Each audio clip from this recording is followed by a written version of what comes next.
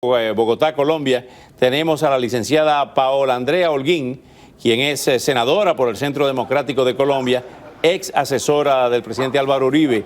Licenciada Paola Andrea Holguín, muy buenas noches, gracias por acompañarnos. ¿Cuál es la evaluación que se está haciendo esta noche en Bogotá de lo acontecido tanto en la frontera como en esta reunión de cancilleres de la OEA en Washington? Buenas noches, un saludo a ustedes, a todos los televidentes a esta hora. Nosotros vemos con enorme preocupación lo que sucedió en la OEA. Vemos con enorme preocupación porque no entendemos cómo se deja solo a un país con una situación y con una crisis humanitaria como la que hoy se vive en la frontera colombo-venezolana.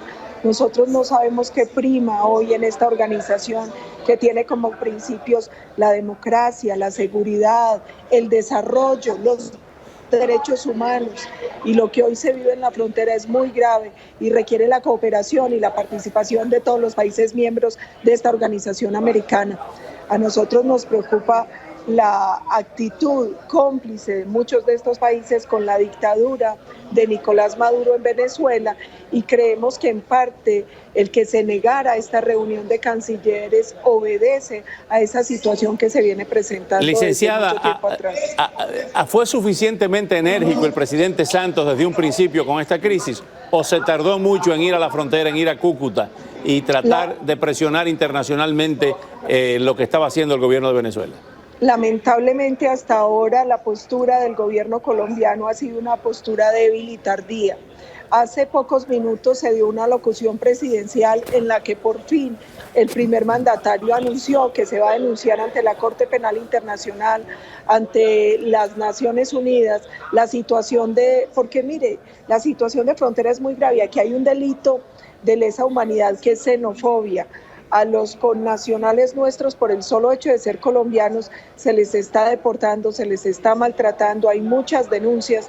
Yo estuve el jueves en la zona de frontera visitando la zona de Cúcuta, Villa del Rosario y el río Táchira, y pude presenciar cómo muchas familias eran desintegradas, cómo tenían que huir por las trochas cargando algunos pocos enseres en hombros, y cómo habían sido abusados, violentados, sus casas fueron marcadas y fueron demolidas.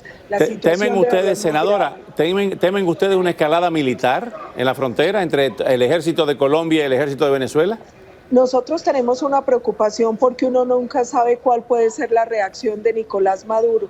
Nosotros sentimos que en él se ve a una persona arbitraria, autoritaria, que ha violado los derechos humanos de los venezolanos y los colombianos, que ha afectado la institucionalidad y la democracia. Entonces, lo más peligroso es que uno nunca sabe a qué atenerse frente a ese régimen dictatorial. Embajador Juan Larraín, su evaluación de esta crisis. Bueno, realmente hay que tener en cuenta que a Venezuela se le ha perdonado todo tradicionalmente en la época de Chávez y ahora, desde luego, durante el mandato del señor Maduro. Venezuela no ha respetado los derechos humanos, la OEA no ha hecho nada por imponer las provisiones de la Carta Interamericana Democrática. Venezuela, es decir, ha hecho tabla rasa de cuanto compromiso internacional se refiere en materia de protección y defensa de los derechos humanos. Lo que ocurre ahora en el caso de la frontera, bueno, la relación entre Colombia y Venezuela es una relación compleja. En la frontera había un problema natural de contrabando, hay una diferencia notoria en términos económicos entre los dos países, una diferencia de precios en ciertos productos básicos. ¿Por qué explota la crisis en este momento? ¿Por qué la escalada? Porque yo creo que Maduro está en muy mala situación interna. La situación económica en Venezuela es prácticamente insostenible. El pueblo está sometido prácticamente a una hambruna. Los recursos de Maduro son cada día más escasos. Hay que ver lo que es el precio del petróleo. Hoy día, por ejemplo, cerró a $44 el barril, pero estuvo a menos de 40 durante unos cuantos días. Entonces, la billetera del señor Maduro está cada vez más rala, y también eso le afecta en cuanto a la influencia dentro de los países latinoamericanos. Pero usted ve que a pesar de todo, Venezuela salió con la suya. un grupo importante de países se abstuvo y no apoyó a Colombia. ¿Por qué no apoyaron a Colombia? ¿Por la chequera todavía funcionando? Bueno, ¿por el petróleo? En algunos casos el petróleo, en otros casos compatibilidad ideológica. Latinoamérica hoy día está marcadamente hacia la izquierda. Senadora, ¿le sorprendió la decisión de Panamá, que iba a ser la sede de esa reunión de urgencia de cancilleres? ¿Qué pasó ahí?